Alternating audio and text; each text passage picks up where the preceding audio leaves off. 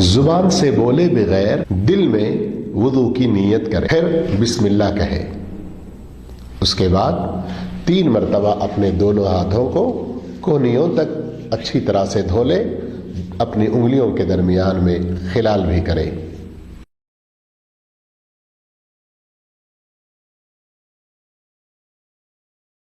پھر 3 مرتبہ منہ میں پانی لے کر کلی کرے اور ناک میں پانی چڑھا کر اچھی طرح سے ناک جھاڑے۔ 1 چلو پانی میں سے آدھا کلی کرنا اور آدھا ناک میں چڑھانا صحیح بخاری کی حدیث سے ثابت ہے۔ پھر اس کے بعد 3 مرتبہ اپنا چہرہ دھوئے۔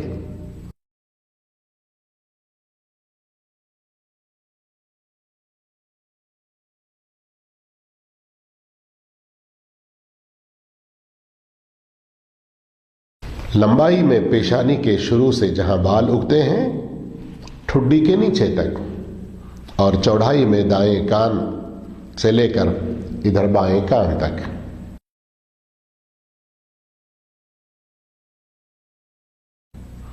پھر اس کے بعد 3 مرتبہ اپنے دونوں ہاتھوں کو دھوئے، انگلیوں کے پوروں سے لے کر کوہنیوں کے اوپر تک۔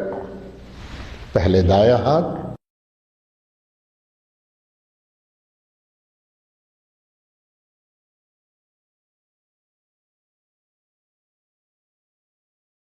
پھر اسی طرح بایاں ہاتھ۔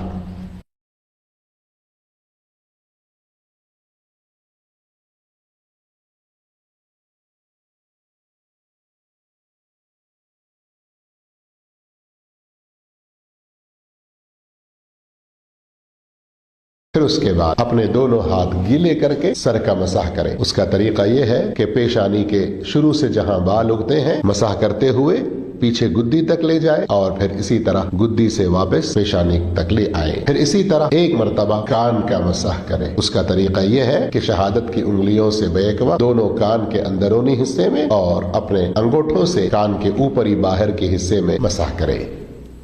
پھر اس کے بعد اپنے دونوں پیر دھوئیں، اس طرح سے کہ پہلے دایاں پاؤں ان کے انگلیوں میں خلال کرتے ہوئے ٹخنوں سے اوپر تک اچھی طرح سے دھو لے۔ پھر اس کے بعد بایاں پاؤں اسی طرح سے 3 مرتبہ۔